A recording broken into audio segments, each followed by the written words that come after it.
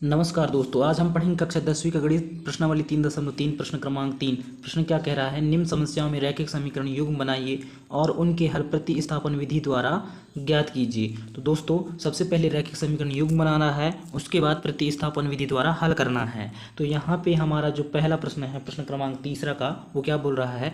दो संख्याओं का अंतर 26 है। अंतर मतलब होता है घटाना, यानी कि दो संख्याओं को आपस में घटाएंगे तो 26 प्राप्त होगा, ये बोल रहा है। लेकिन वो कौन सी दो संख्या है अभी यहाँ पे नहीं बताया गया है प्रश्न। आगे पढ़ते हैं प्रश्न को। और एक संख्या दूसरी संख्या की 3 गुनी है, उन्हें ज्ञात कीजिए। और जो पहली संख्या है उससे दूसरी संख्या 3 गुनी है, तो हमें संख्या ज्ञात करना है। तो चलिए दोस्तों, संख्या ज्ञात करते हैं। तो फ्रेंड्स, यहाँ पे वो दो संख्या हम मानेंगे। माना पहली संख्या या प्रथम संख्या x है तथा द्वितीय संख्या या दूसरी संख्या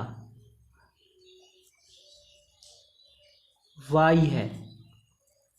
ठीक है दोस्तों, यहाँ तक समझ में आ गया। पहली संख्या हम x मान लिए, क्योंकि यहाँ पे दो संख्या बोल रहा है। अब वह कौन सी दो संख्या है हमें ज्ञात नहीं है। जो अज्ञात राशि है उसको क्या मानते हैं? x या y मान लेते हैं। ठीक है, तो यहाँ पे हम अज्ञात संख्याएं जो हैं, जो हमें मालूम नहीं है, उन संख्याओं को हम पहली संख्या को मान लिए x तथा दूसरी संख्या को मान लिए y।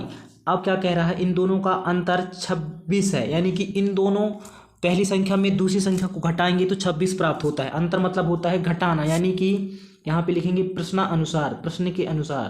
प्रश्न क्या बोल रहा है? प्रश्नानुसार।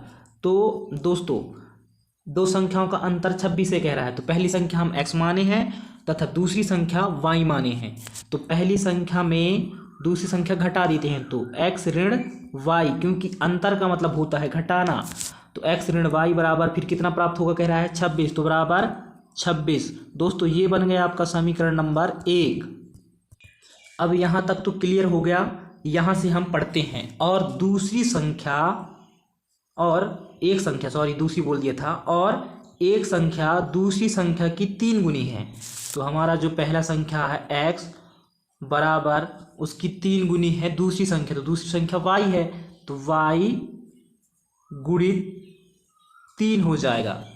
तो यहाँ पे आगे क्या होगा? x बराबर y गुणित 3, यानी कि y का गुणा 3 के साथ होगा, तो क्या आएगा? 3y। ये आपका समीकरण नंबर दूसरा बन गया। यहाँ तक क्लियर हुआ? चलिए आगे बढ़ते हैं। अब यहाँ से क्या होगा फ्रेंड्स? यहाँ पे जो समीकरण नंबर 2 में x का मान आया है, x बराबर क्या आया है आप देख सकते हैं, x बराबर आया है 3y। इस x के मान को समीकरण नंबर किस में रखेंगे? हम 1 में रखेंगे। तो यहाँ पे लिखेंगे x के मान को समीकरण नंबर कितना में रखने पर? 1 में रखने पर। तो दोस्तों, समीकरण 1 क्या है? x ऋण y बराबर 26, ये है हमारा समीकरण नंबर 1। इसमें हम x का मान रखेंगे, कहाँ से? समीकरण नंबर 2 से। तो दोस्तों, यहाँ से आगे आप सबसे ऊपर देखिए, समीकरण नंबर 2 दिया है और उसमें क्या दिया है? x बराबर 3y दिया है। तो ये समीकरण नंबर 1 में x के स्थान पे समीकरण 2 से x का मान रखेंगे, तो x का मान क्या है? समीकरण नंबर 2 में 3y है, तो x के स्थान पे क्या हो जाएगा? 3y हो जाएगा, है ना? x के स्थान पे ये देख सकते हैं x बराबर 3y है, तो x बराबर हम क्या रख लिए यहाँ पे? इसके मान 3y। फिर आगे क्या है? ऋण y है, तो y फिर बराबर 26 है, तो 26। यहाँ तक क्लियर हुआ? ये 26 है, इसको चलिए अच्छा से बनाते हैं। यहाँ पे है ये 26, ठीक है। अब यहाँ पे 3y ऋण y कह रहा है, यानी कि 3y में एक y घटा देंगे, क्योंकि ये भी y जाती है, ये भी y जाती है, दोनों आपस में घट जाएंगे, क्योंकि इन दोनों के बीच में ऋण का चिन्ह है, और y बस है मतलब एक y है। तो कितना बचेगा? 2y बचेगा। 2y बराबर क्या हो गया? यहाँ पे 26 है, तो 26। अब यहाँ से हमें y का मान चाहिए, तो y बराबर 26 है, तो 26, और ये जो 2 है y के साथ में गुणा के रूप में है, तो इसको बराबर के साइड लाएंगे तो ये हो जाएगा बटे के रूप में, अर्थात भाग के रूप में, तो बटे 2। अब इसको काट देते हैं, तो 2 एकम 2, 2 एकम 2 और 2 तिहाई 6।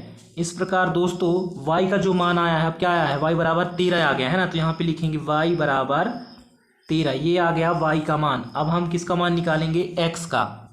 तो दोस्तों हमें x का मान निकालने के लिए y के इस मान को समीकरण नंबर 2 में रखेंगे। तो यहाँ पे लिखेंगे y के मान को समीकरण नंबर 2 में रखने पर तो हमारा समीकरण नंबर 2 है, क्या है फ्रेंड्स, x बराबर 3y। ये है हमारा समीकरण नंबर 2। अब यहाँ पे हमें y का मान रखना है। तो x है तो x, बराबर है तो बराबर, 3 है तो 3। अब y बोल रहा है तो y के स्थान पे y का मान, तो y का मान क्या है आप देख सकते हैं, 13 है। तो कोष्टक के अंदर 13। अब x बराबर, x का मान चाहिए तो आगे बढ़ेंगे। तो x बराबर 3 गुणित 13 है। कोष्टक का मतलब होता है गुणा। तो 13 का गुणा 3 के साथ करेंगे तो क्या आएगा, 13 दूनी 26, 13 या 39। तो यहाँ पे आ गया x का मान 39। ये आ गया दोस्तों आपका x का मान। और अब जो प्रश्न पूछ रहा था वो बताना है। तो प्रश्न क्या पूछ रहा था कि पहली संख्या और दूसरी संख्या ज्ञात करने के लिए। तो हम पहली संख्या यानी प्रथम संख्या क्या माने थे, ये था, क्या बन गया यार, तो दोस्तों प्रथम संख्या माने थे हम x। तो x बराबर आप देख सकते हैं क्या आया है, 39। तो प्रथम संख्या जो है क्या है, 39। और द्वितीय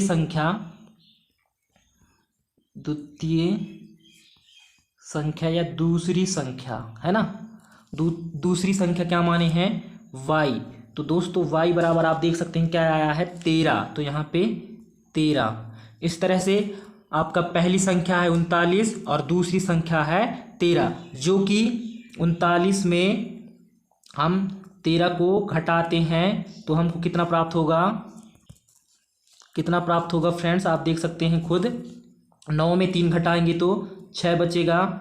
ये 6 क्या बन गया यार, इसको सुधार देते हैं, यहाँ पे 6 बचेगा। और 3 में 1 घटाएंगे तो 2 बचेगा। ये 2 भी क्या बन रहा है, ठीक से काम नहीं कर रहा है, यहाँ पे ये 2 है। तो इस तरह से 26 बच रहा है। यानी पहली संख्या में दूसरी संख्या को घटाने पर क्या बच रहा है, 26 बच रहा है। यानी कि पहली संख्या में दूसरी संख्या का अंतर करने पर 26 बच रहा है। तो उम्मीद कर रहा हूँ फ्रेंड्स कि आप लोगों को यह प्रश्न अब अच्छा से बन जाएगा। इस तरह से फ्रेंड्स आपका जो आंसर है ये कहलाएगा, ये आपका क्या कहलाएगा, इस प्रश्न का आंसर कहलाएगा। दोस्तों अगर आप चैनल पर नए हो और चैनल को सब्सक्राइब नहीं किए हो तो प्लीज़ चैनल को सब्सक्राइब कर लीजिए और कमेंट्स करके ज़रूर बताइए कि आप लोगों को यह सवाल समझ में आया है या नहीं आया है। और वीडियो को ज़रूर लाइक कीजिए। Thank you so much. आप स्वस्थ रहें, मस्त रहें, आपका दिन मंगलमय।